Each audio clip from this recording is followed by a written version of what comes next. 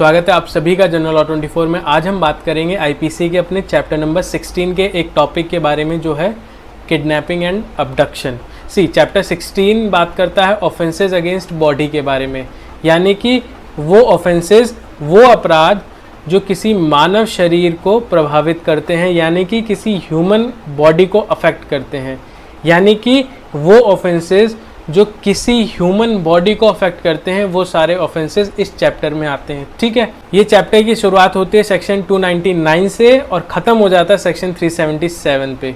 ठीक है, इस चैप्टर को हमने कई पार्ट्स में पढ़ा, जहाँ पहले पार्ट में हमने कल्पेबल होमिसाइड मर्डर को समझा, वहीं उसके बाद हमने miscarriage hurt, grievous hurt, assault, criminal force, इन सब को समझा। वहीं एक पार्ट में हमने समझा सेक्शन 354 को सेक्शन 509 के साथ, वहीं पे जो साल 2013 में अमेंडमेंट हुआ था सेक्शन 354 के अंदर, उसको भी समझा, यानी कि section 354 A, B, C, D।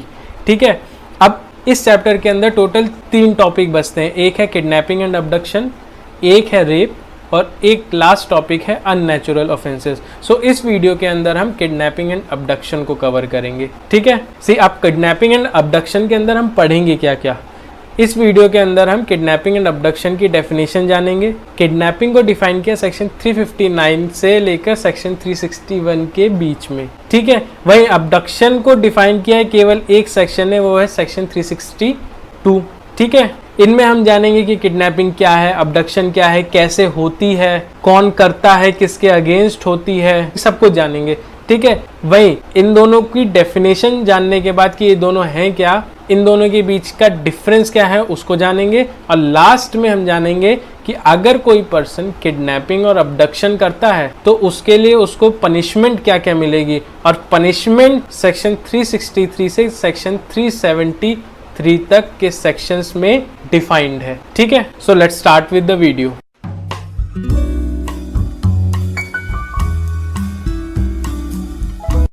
सबसे पहले हम जान लेते हैं कि किडनैपिंग और अबडक्शन को कहते क्या है, कैसे किया जाता है, कौन करता है, किसके अगेंस्ट करता है, ये सब चीज़ें हम जान लेते हैं। तो सबसे पहले हम किडनैपिंग के बारे में जानते हैं कि किडनैपिंग होती क्या है।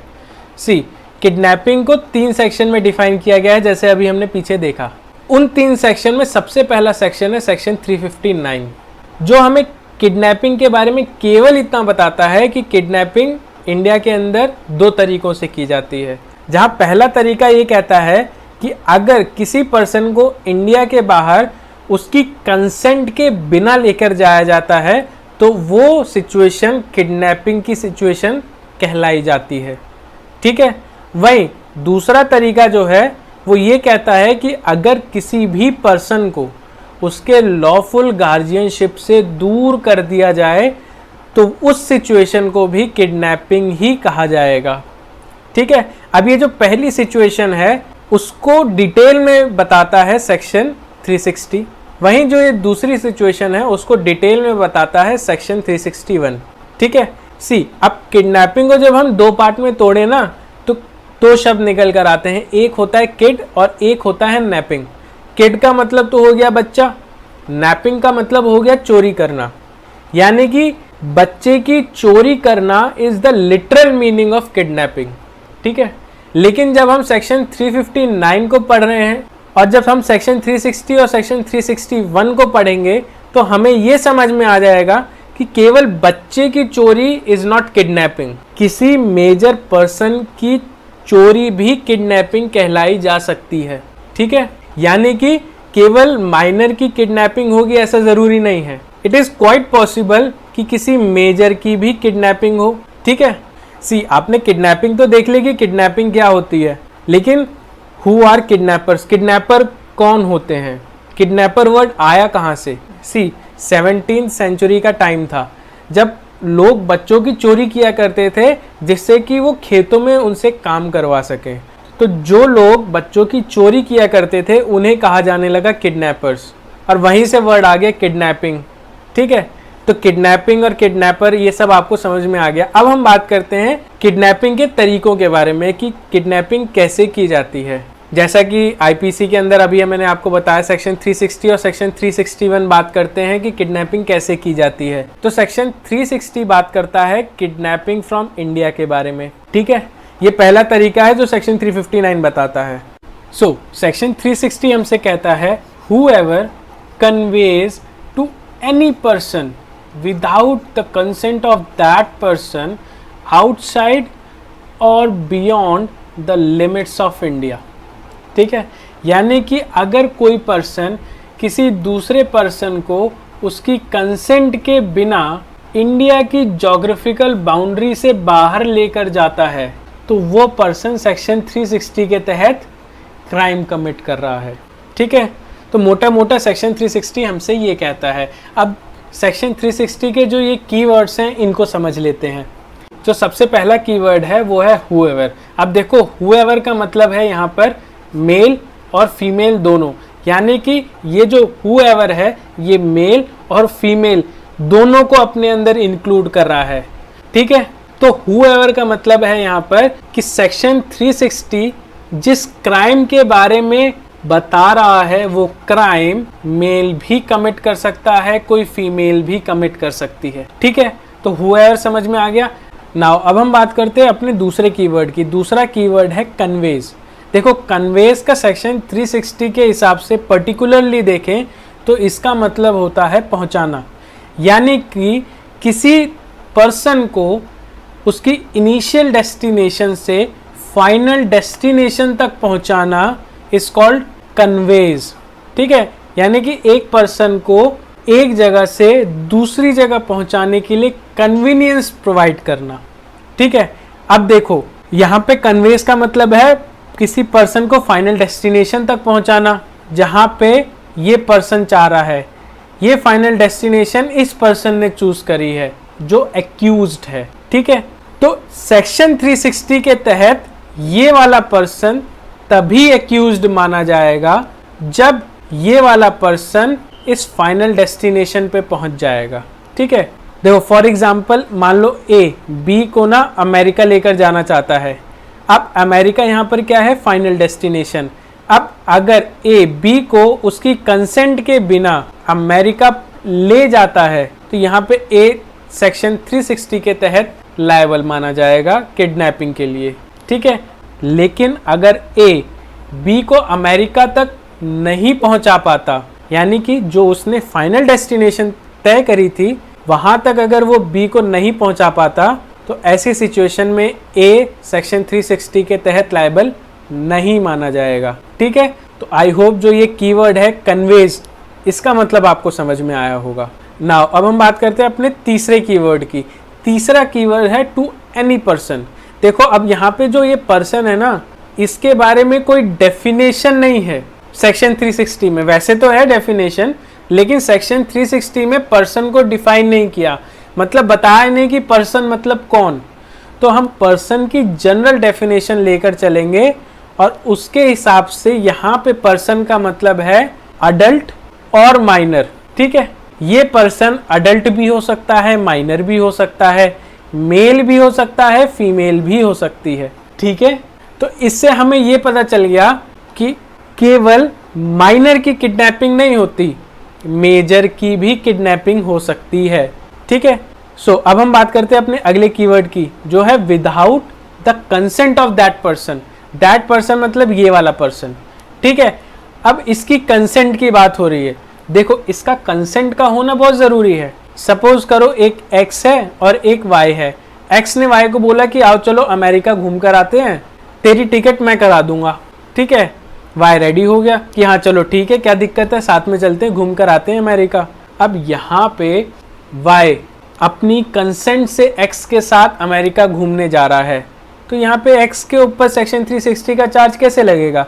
बिल्कुल नहीं लगेगा। लेकिन अगर एक्स वाई को उसकी कंसेंट के बिना अमेरिका लेकर जाता है तो फिर एक्स के ऊपर सेक्शन 360 का चार्ज लग जाएगा। ठीक है, तो कंसेंट बहुत इंपॉर्टेंट रोल प्ले करता है, ये हमें समझ में आ गया। ठीक है, अब हम चलते हैं अगले कीवर्ड की तरफ। तो अगला कीवर्ड है आउटसाइड और beyond the limits of India. देखो ये सिंपल है, यानी कि ये बात कर रहा है इंडिया की जोग्राफिकल बाउंड्री के बारे में। यानी कि अगर किसी पर्सन को इंडिया की जोग्राफिकल बाउंड्री से बाहर ले जाया जाता है उसकी कंसेंट के बिना, तो उस पर्सन के ऊपर सेक्शन 360 का चार्ज लगेगा। ठीक है, तो ये जितना अभी हमने पढ़ा ना, ये सेक्शन 360 का पहला पोर्शन है, यानी कि हमने एक पार्ट कवर कर लिया सेक्शन 360 का। अब हम बात करते हैं सेक्शन 360 के सेकंड पार्ट की।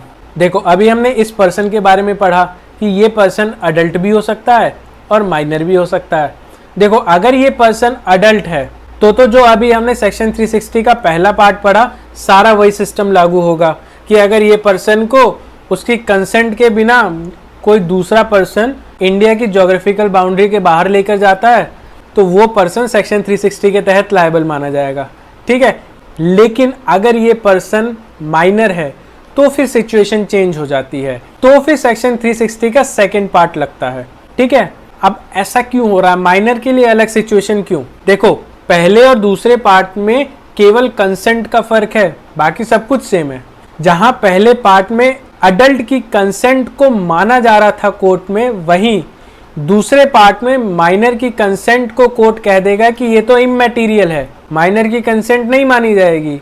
हाँ, उसके अगर गार्जियन की कंसेंट थी आपके पास तो बताओ। ठीक है, देखो एग्जाम्पल से समझते हैं।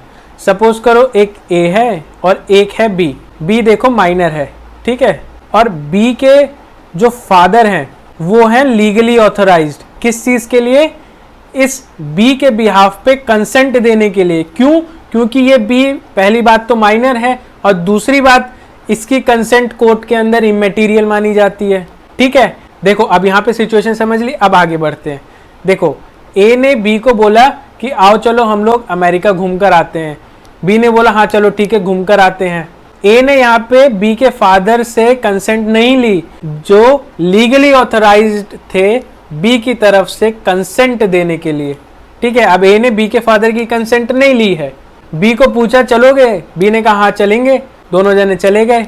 तो अब ए के ऊपर यहाँ पे सेक्शन 360 का चार्ज लग जाएगा।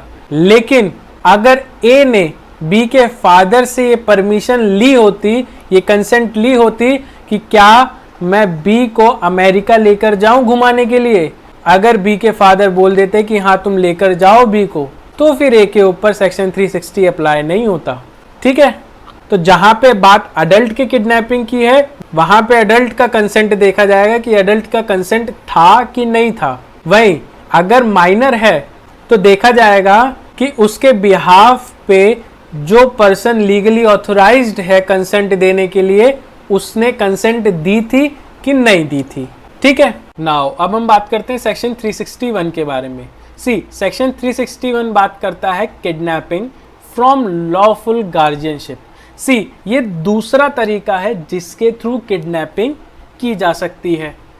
ठीक है, अब ये बात हमें कैसे पता चलती है कि ये दूसरा तरीका है जिसके थ्रू किडनैपिंग की जा सकती है? तो ये बात पता चलती है हमें सेक्शन 359 से, जो अभी हमने पीछे देखा है। ठीक है, तो सेक्शन 361 हमसे कहता है कि whoever takes or entices to any person must be out of the keeping of the lawful guardian without the consent of such guardian। ठीक है, तो ये कह रहा है कि अगर कोई भी पर्सन किसी दूसरे पर्सन को उसके लॉफुल गार्जियन से दूर करता है इस गार्जियन की कंसेंट के बिना, तो फिर ये पर्सन सेक्शन 361 के तहत लायबल माना जाएगा। किस चीज के लिए? किडनैपिंग के लिए। ठीक है, देखो ये तो हमने सेक्शन 361 का बेस जान लिया। ठीक है, कि सेक्शन 361 के तहत किडनैपिंग कैसे की जाती है। अब हम इसके कीवर्ड्स के बारे में जान लेते हैं, जिससे हमें सेक्शन 361 क्रिस्टल क्लियर हो जाएगा। जो सबसे पहला कीवर्ड होगा वो होगा whoever। देखो whoever का मतलब होता है मेल और फीमेल, यानी कि सेक्शन 361 जिस क्राइम को डील कर रहा है वो क्राइम मेल और फीमेल दोनों ही कमिट कर सकते हैं। This is all about whoever। अभी हमने पीछे देखा है इसको डिटेल में। ठीक है, वही सेम चीज है। नाउ अब हम बात करते हैं अपने दूसरे कीवर्ड की, जो है टेक्स और एंटाइसेस। देखो ये बहुत ही इंपॉर्टेंट कीवर्ड है, क्योंकि इसी से डिसाइड हो रहा है कि क्राइम कैसे किया जा रहा है। अब टेक्स और एंटाइसेस का मतलब क्या है उसको हम दो सिचुएशन से समझेंगे। ठीक है, उससे क्लियर हो जाएगा कि टेक्स का मतलब क्या होता है और एंटाइसेस का मतलब क्या होता है। ठीक है, सबसे पहली सिचुएशन से हम समझते हैं कि टेक्स का मतलब क्या होता है। मान लीजिए एक ए है और एक बी है, ये दोनों ही पेरेंट्स हैं किसी सी नाम के बच्चे के, ठीक है। अब ए और बी जो सी के पेरेंट्स हैं वो सी को किसी एक पब्लिक प्लेस पर लेके जाते हैं, मान लीजिए पार्क लेकर गए हैं सी को घुमाने के लिए। अब जब सी इस पार्क में खेल रहा था उस वक्त ए और बी की नज़र सी से हट जाती है। ऐसे ही वक्त में कोई डी कहीं से आता है और सी को लेकर चला जाता है, लेकर जाता है इन दोनों की कंसेंट के बिना इन दोनों से दूर, ठीक है। तो यानी कि टेक्स का मतलब हो गया है कि जब कोई पर्सन किसी माइनर को उसके लॉफुल गार्जियन से दूर लेकर जाए। अब देखो यहाँ पे जो ये डी इस सी को लेकर जा रहा है ना, वहां पे ये क्लियर नहीं है कि डी सी को फोर्स का यूज करके लेकर जा रहा है या फिर डरा के लेकर जा रहा है या धमका रहा है कि चलो नहीं तो मारूंगा, ऐसा कुछ नहीं। अगर वो डरा के भी लेके जा रहा है तो भी सेक्शन 361, अगर वो धमका के लेके जा रहा है तो भी 361, अगर वो नॉर्मली बस लेकर चला गया, बच्चा छोटा बच्चा नहीं समझ पाया कौन है, उसको लेकर चला गया बच्चे को, तो भी सेक्शन 361 के तहत डी लायबल होगा। तो आई होप टेक्स का मतलब क्या है वो आपको समझ में आया होगा। नाउ अब हम समझते हैं दूसरी सिचुएशन से कि एंटाइसिस का मतलब क्या होता है। देखो एग्जाम्पल हम सेम रखेंगे कि ए और बी ये दोनों पेरेंट्स हैं सी के और सी को घुमाने लेके गए हैं कहाँ, पार्क में, ठीक है। अब यहाँ पे ए और बी की नज़र हटती है सी से जब सी पार्क में खेल रहा होता है। अब कहीं से डी आता है और सी को बोलता है कि बेटा ये लो चॉकलेट, आओ मेरे साथ चलो, यानी कि सी को लालच दे रहा है, उकसा रहा है अपने साथ लेकर चलने के लिए। अगर डी ऐसा कर रहा है तो भी वो डी का एक्ट किडनैपिंग माना जाएगा। तो यहाँ पे एंटाइसिस का मतलब समझ में आया। एंटाइसिस का मतलब हो गया कि सामने वाले को ललचाना या फिर उकसाना कि आओ मेरे साथ चलो तुम, ठीक है। तो टेक्स और एंटाइसिस का मतलब क्या है और दोनों के बीच में डिफरेंस क्या है वो समझ में आ गया होगा। अब हम बात करते हैं अपने अगले कीवर्ड की। देखो अगला कीवर्ड है टू एनी पर्सन। देखो अब यहाँ पे पर्सन इंपॉर्टेंट है। क्यों इंपॉर्टेंट है? क्योंकि इसके बारे में सेक्शन 361 बताता है कि जिस क्राइम के बारे में वो डील कर रहा है वो किसके ऊपर लागू होगा। तो सबसे पहले ये लागू होगा ऐसे पर्सन के ऊपर जो अनसाउंड माइंड है। अगर कोई ऐसा व्यक्ति जो अनसाउंड माइंड है तो फिर उसके लिए फर्क नहीं पड़ता कि वो कौन सी एज का है, क्योंकि ऐसा पर्सन जो अनसाउंड माइंड है उसका भी कंसेंट इमैटेरियल माना जाता है और उसको कहीं ले जाने के लिए उसके लीगल गार्जियन की कंसेंट जरूरी मानी जाती है, ठीक है। तो पहला पर्सन कौन हो गया जिसके ऊपर सेक्शन 361 लागू हो रहा है? अनसाउंड माइंड, जिसकी एज कुछ भी हो सकती है, छोटा भी हो सकता है, बड़ा भी हो सकता है, कोई भी हो सकता है, ठीक है। और दूसरा पर्सन जिसके ऊपर ये लागू हो रहा है वो है माइनर। अब देखो यहाँ पे माइनर को भी डिफाइन किया गया है। माइनर माने कौन? लड़का अगर 16 साल से कम उम्र है तो वो माइनर माना जाएगा। वहीं अगर कोई लड़की जिसकी 18 साल से कम उम्र है तो वो माइनर मानी जाएगी। तो यहाँ पे माइनर की एज डिसाइड कर दी है मेल और फीमेल दोनों के लिए, ठीक है। तो सेक्शन 361 दो लोगों के ऊपर अप्लाई होता है। पहला अनसाउंड माइंड जिसकी एज कुछ भी हो सकती है, दूसरा माइनर जिसमें मेल की एज होगी 16 वहीं फीमेल की एज होगी 18, ठीक है। अब अगला कीवर्ड है must be out of the keeping of the lawful guardian, यानी कि कोई पर्सन जो माइनर को या किसी अनसाउंड पर्सन को किडनैप करके लेकर जा रहा है वो उस माइनर और उस अनसाउंड पर्सन के लॉफुल गार्जियन से दूर लेकर जा रहा है, ठीक है। यहाँ पे सीमा नहीं बताई है कि इंडिया के बाहर लेकर जाना है, कहीं भी लेकर जाए लेकिन लॉफुल गार्जियन के रीच से वो दूर होना चाहिए, ठीक है। और कंसेंट की तो ऑब्वियस सी बात है कि लॉफुल गार्जियन के कंसेंट के बिना लेकर जाए, अगर कंसेंट है तो फिर चार्ज ही नहीं लगेगा, ठीक है। तो ये था पूरा सेक्शन 361। देखो सेक्शन 361 के अंदर एक एक्सप्लेनेशन है जो बताता है लॉफुल गार्जियन को। देखो सब कुछ जान लिया हमने, लेकिन लॉफुल गार्जियन क्या होता है? देखो दो तरीके के गार्जियन होते हैं, एक होता है लीगल गार्जियन और एक होता है लॉफुल गार्जियन। देखो लीगल गार्जियन कौन होता है एग्जाम्पल से बताता हूँ। फॉर एग्जाम्पल मदर, फादर, ये सब कौन है? ये सब लीगल गार्जियन है, ठीक है। लॉफुल गार्जियन कौन होता है? जैसे टीचर्स, जब बच्चा स्कूल में जाता है तो उस वक्त उस बच्चे के लॉफुल गार्जियन होते हैं कौन? टीचर्स। देखो अब यहाँ पे टीचर लॉफुल गार्जियन क्यों है? देखो बच्चे के लीगल गार्जियन ने टीचर्स को कस्टडी दी है अपने बच्चे की, कि मेरा बच्चा जब तक स्कूल में रहेगा तब तक आपकी जिम्मेदारी है मेरे बच्चे की। ठीक है, तो समझ में आया कि टीचर क्यों लॉफुल गार्जियन होती है। अब देखो दूसरा एक एग्जांपल देखते हैं। देखो अगर बच्चे के लीगल गार्जियन नहीं है तो कोर्ट भी गार्जियन अपॉइंट कर सकता है उस बच्चे का। जब कोर्ट अपॉइंट करता है उस बच्चे का कोई भी गार्जियन, तो उस गार्जियन को हम लॉफुल गार्जियन कहते हैं। ठीक है, तो किसी भी बच्चे के दो लॉफुल गार्जियन हो सकते हैं। पहला वो जिसके पास बच्चे की कस्टडी है, और कस्टडी किसने दी है? उसके पेरेंट्स ने, यानी कि लीगल गार्जियन ने। और दूसरा कौन? दूसरा वो जिसको कोर्ट ने अपॉइंट किया है उस बच्चे का लॉफुल गार्जियन। ठीक है, तो आपको समझ में आ गया कि लॉफुल गार्जियन किसे कहते हैं, लीगल गार्जियन किसे कहते हैं।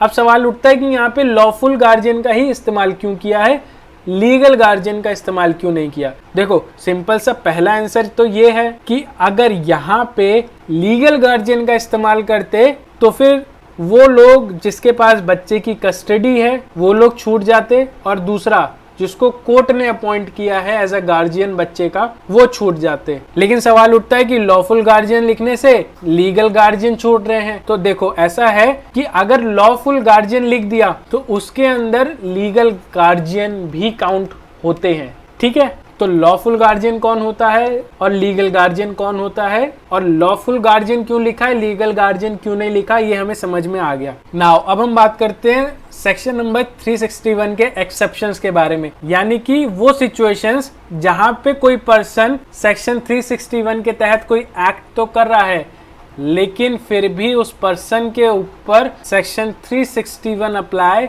नहीं होगा। वो कौन सी सिचुएशन है वो देख लेते हैं। तो पहली सिचुएशन है अगर ये पर्सन गुड फेथ में ये बिलीव कर रहा है कि जिस बच्चे को वो लेकर जा रहा है ना उसका वो फादर है। ठीक है, अगर मान लो ए बी को लेकर जा रहा है अपने साथ, बी माइनर है, और बी को ए इसलिए लेकर जा रहा है क्योंकि ए समझ रहा है कि मैं जिसको लेकर जा रहा हूं वो मेरा बच्चा है, और वो गुड फेथ में लेकर जा रहा है जिसके पीछे कोई अनलॉफुल पर्पस नहीं है या फिर इमोरल पर्पस नहीं है ए का, तो फिर ए के ऊपर सेक्शन 361 अप्लाई नहीं होगा। ये तो पहली सिचुएशन हो गई। देखो दूसरी सिचुएशन कहती है कि अगर ये पर्सन गुड फेथ में ये बिलीव करता है कि जिस बच्चे को वो लेकर जा रहा है अपने साथ उसकी लॉफुल कस्टडी है उसके पास। अब यहाँ पे देखो सेम एग्जांपल रखते हैं। पहले एग्जांपल में क्या था, ए बी को लेकर जा रहा है क्योंकि वो समझ रहा है कि वो उसका फादर है। दूसरे एग्जांपल में ये समझ लो कि ए बी को लेकर जा रहा है अपने साथ गुड फेथ में ये बिलीव करते हुए कि बी की कस्टडी उसके पास है। ठीक है, नाउ अब हम बात करते हैं डेफिनेशन के सेकेंड पार्ट की, जो है अबडक्शन। पहला पार्ट था किडनैपिंग जो अभी हमने पीछे कवर किया। ठीक है, अब अबडक्शन के लिए केवल एक सेक्शन है, सेक्शन 362। सेक्शन 362 ही डिफाइन कर देता है अबडक्शन को। अब सेक्शन 362 कहता है whoever by force compels or by deceitful means induces any person from any place। ठीक, देखो अब इसको सिंपली हम समझें तो सिंपल इसके कहने का मतलब है कि अगर कोई पर्सन किसी दूसरे पर्सन को फोर्स या फ्रॉड का इस्तेमाल करके किसी दूसरी जगह ले जाए तो उसे अबडक्शन कहते हैं। ठीक है, पहले इसको एक एग्जांपल से समझते हैं, फिर इसके कीवर्ड्स देखेंगे कि इसके कीवर्ड्स हमें क्या बताते हैं। ठीक है, तो पहले एग्जांपल देखते हैं। तो मान लीजिए एक ए है और एक बी है। अब ये दोनों ही फ्रेंड्स हैं, दोस्त हैं आपस में। ए ने बी को बोला कि आओ चलो घूम कर आते हैं। अब बी तो मान गया क्योंकि ए तो उसका दोस्त है। बी ने कंसेंट दे दी कि आओ चलो घूम कर आते हैं। दोनों जने सुबह गए, शाम तक घूमा। बी ने बोला कि भाई अब शाम हो गई, मुझे अपने घर छोड़ दो। ए ने बोला कि अब घर नहीं जाएगा, अब मैं तेरे को अपने साथ लेकर जाऊंगा। तो ए ने बी के साथ क्या किया है, फ्रॉड किया है। ठीक है, तो अभी मैंने बताया था ना आपको कि अगर कोई पर्सन सामने वाले पर्सन को फ्रॉड या फिर फोर्स का इस्तेमाल करके अपने साथ ले जाए तो वो पर्सन अबडक्शन कर रहा है। तो यहाँ पे ए ने किस चीज का इस्तेमाल किया है बी को अपने साथ ले जाने के लिए, फ्रॉड का। तो यानी कि ए ने क्या किया है बी के अगेंस्ट, अबडक्शन किया है। ठीक है, एग्जाम्पल से समझ में आया अबडक्शन क्या होता है। अब इसके कीवर्ड्स देखते हैं कि कीवर्ड्स क्या कहते हैं। देखो सबसे पहला कीवर्ड है whoever, एज यूजुअल, यानी कि मेल और फीमेल दोनों ही अबडक्शन कमिट कर सकते हैं, ठीक है। सेकंड है बाय फोर्स कंपेल्स। कंपेल्स का मतलब होता है मजबूर करना, यानी कि ए ने बी को बोला कि चलो साथ में घूम के आएंगे, बी ने मना कर दिया, ए ने बोला कैसे नहीं चलेगा, जबरदस्ती उसको मजबूर किया फोर्स के थ्रू कि चलो तुम मेरे साथ। तो यहाँ पे ए ने मजबूर किया बी को अपने साथ लेकर चलने के लिए, और मजबूर कैसे किया, बाय यूजिंग फोर्स, ठीक है। ये था दूसरा कीवर्ड। अब हम बात करते हैं तीसरा कीवर्ड, यानी कि बाय डिसाइडफुल मीन्स। इसका एग्जांपल दिया अभी मैंने, यानी कि फ्रॉड से, ठीक है। अब हम बात करते हैं अपने फोर्थ कीवर्ड की। फोर्थ कीवर्ड है इंड्यूसेस एनी पर्सन। देखो इंड्यूसेस का मतलब होता है प्रेरित करना, ठीक है। यानी कि मान लो ए बी के अगेंस्ट फोर्स का यूज कर रहा है और उसको मजबूर कर रहा है कि तुम मेरे साथ चलो, प्रेरित कर रहा है ना, एक तरीके से बोल रहा है कि मेरे साथ चलो, तो बी चलेगा उसके साथ, क्योंकि बी को मजबूर किया है बाय यूजिंग फोर्स, ठीक है। इतना समझ में आया। नाउ अब हम बात करते हैं अपने लास्ट कीवर्ड की, जो है फ्रॉम एनी प्लेस। देखो ये बहुत इंपॉर्टेंट कीवर्ड है। जैसे अभी हमने एग्जांपल देखा था ना कि ए और बी दोनों दोस्त हैं, और ए ने बोला बी को कि आओ चलो घूम के आते हैं, बी ने बोला ठीक है चलो घूमते हैं। अब बी जब तक ए के साथ घूम रहा है अपनी कंसेंट से, तब तक ए ने बी का अबडक्शन नहीं किया। लेकिन जैसे ही बी ने बोला ए को कि भाई देखो अब शाम हो गई, मुझे घर छोड़ दो, और वहां पे अगर ए ने मना कर दिया कि भाई अब मैं तेरे को घर नहीं छोड़ूंगा, तेरे को लेकर जाऊंगा, यानी कि ए ने यहां से अपना फ्रॉड चालू किया और वहां से ए ने अबडक्शन स्टार्ट कर दिया बी के अगेंस्ट, ठीक है। तो समझ में आया फ्रॉम एनी प्लेस का मतलब क्या, यानी कि जब तक दोनों जने अपनी कंसेंट से एक दूसरे के साथ हैं तब तक अबडक्शन नहीं हो रहा। जैसे ही एक ने अपनी कंसेंट वापस ले ली, बोला कि भाई मुझे आगे नहीं जाना, फिर भी उसको लेके जा रहा है सामने वाला पर्सन, तो वहां से सामने वाले पर्सन ने अबडक्शन स्टार्ट कर दिया, ठीक है। तो ये था अबडक्शन के बारे में। सो हमने अबडक्शन जान लिया कि अबडक्शन क्या होता है, किडनैपिंग के बारे में जान लिया कि किडनैपिंग क्या होती है। अब इन दोनों के बीच में जो मेजर डिफरेंस है उसको देख लेते हैं। सी किडनैपिंग सेक्शन 359, 360, 361 में डिफाइंड है, इतना हमने देख लिया। अबडक्शन केवल 362 में डिफाइंड है, ये भी हमने देख लिया। ये तो कॉमन डिफरेंस है, ठीक है। अब पहला जो डिफरेंस है वो ये है कि इंडिया के अंदर सेक्शन 359 के तहत दो तरीके से किडनैपिंग की जा सकती है। वो दो तरीके कौन से हैं, 360 और 361 में डिफाइंड है, जिसे हमने पीछे देख लिया है। लेकिन अबडक्शन केवल एक तरीके से की जा सकती है, जो अभी हमने 362 में देखा, ठीक है। अब आते हैं किडनैपिंग की सेकेंड पॉइंट की। देखो यहाँ पे कह रहा है कि जो पर्सन किडनैप हुआ है उसकी कंसेंट इमैटीरियल है, ठीक है। वही अबडक्शन में कह रहा है कि अगर कोई पर्सन अपनी फ्री और वॉलेंट्री कंसेंट देता है तो उसके साथ अबडक्शन हुआ है ऐसा नहीं माना जाएगा, ठीक है। जहां किडनैपिंग में जो पर्सन किडनैप हुआ है उसकी कंसेंट इमैटीरियल है। देखो यहाँ पे इमैटीरियल तभी मानी जाएगी जब वो अनसाउंड पर्सन होगा या फिर माइनर होगा। मेजर है तो उसकी कंसेंट मानी जाएगी, लेकिन अबडक्शन में अगर कंसेंट नहीं है तो फिर अबडक्शन माना जाएगा, ठीक है। ये दो पॉइंट क्लियर हो गए। अब हम बात करते हैं तीसरे पॉइंट की। तीसरा पॉइंट बात करता है इंटेंशन के बारे में। कहता है किडनैपर की इंटेंशन भी इमैटीरियल है। किडनैपर गलती से ले गया बंदे को तो भी इमैटीरियल, लेकर गए चार्ज लगेगा किडनैपिंग के ऊपर। लेकिन अबडक्शन में एक्यूज्ड का गिल्टी होना बहुत जरूरी है। अगर एक्यूज्ड गिल्टी नहीं है, एक्यूज्ड की इंटेंशन नहीं है, तो फिर अबडक्शन नहीं माना जाएगा, ठीक है। ये 3 पॉइंट क्लियर हो गए। अब बात करते हैं फोर्थ पॉइंट की। फोर्थ पॉइंट कहता है कि किडनैपिंग जो है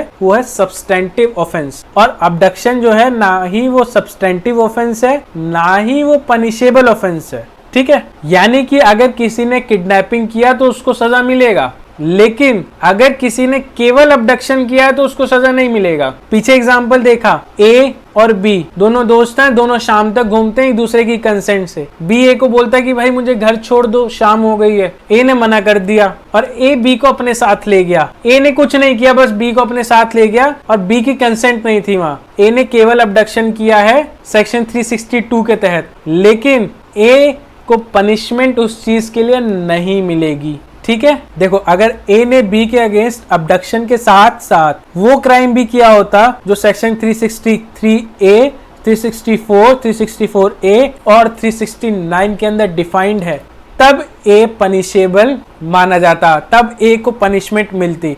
लेकिन अगर ए ने केवल अबडक्शन किया है तो पनिशमेंट नहीं मिलेगी। लेकिन अगर ए ने बी की किडनैपिंग की है तो फिर उसको पनिशमेंट मिलेगी, केवल किडनैपिंग पे भी पनिशमेंट मिलेगी। ठीक है, तो ये फोर्थ पॉइंट भी समझ में आ गया। अब हम बात करते हैं आखिरी पॉइंट की। आखिरी पॉइंट है it is not continuing offence. देखो, किडनैपिंग कॉन्टिन्यूइंग ऑफेंस नहीं है। फॉर एग्जाम्पल, ए ने बी की किडनैपिंग करी और किडनैपिंग करके अपने जगह पे लेकर चला आया। ठीक है, अब ये किडनैपिंग हो गई। अब ए की गैर हाजिरी में कोई सी आता है और सी बी को ए की गैर हाजिरी में ए की रीच से दूर ले जाता है। अब सी ने जो किया है ना, वो अबडक्शन किया है, सी ने किडनैपिंग नहीं की है। ठीक है ना, सी ने अबडक्शन किया है बी का, समझे? तो किडनैपिंग एक बारी होती है, उसके बाद अबडक्शन होता है। ए के पास से बी को सी ले गया, सी ने अबडक्शन किया। अब सी ने बी को अपनी प्लेस पे जहां रखा था वहां से कोई डी आया और सी की गैर हाजिरी में बी को ले गया। डी ने भी अबडक्शन किया है, तो सी और ए इन दोनों ने अबडक्शन किया है। ऐसे ही सीरीज चलती रहेगी। तो इससे हमें ये समझ में आता है अबडक्शन एक कॉन्टिन्यूइंग ऑफेंस है, वहीं किडनैपिंग कॉन्टिन्यूइंग ऑफेंस नहीं है। किडनैपिंग एक पर्सन के साथ एक टाइम पे केवल एक बारी होती है, लेकिन अबडक्शन एक पर्सन के साथ हो सकता है एक बारी से ज्यादा हो। ठीक है, सो किडनैपिंग क्या है, अबडक्शन क्या है, ये सब हमने देख लिया और इन दोनों के बीच में डिफरेंस क्या है वो भी हमने देख लिया। सो अब हम अपनी अगली वीडियो के अंदर इस बारे में बात करेंगे कि किडनैपिंग और अबडक्शन अगर किसी पर्सन ने किया है तो उसकी पनिशमेंट क्या होगी। ठीक है।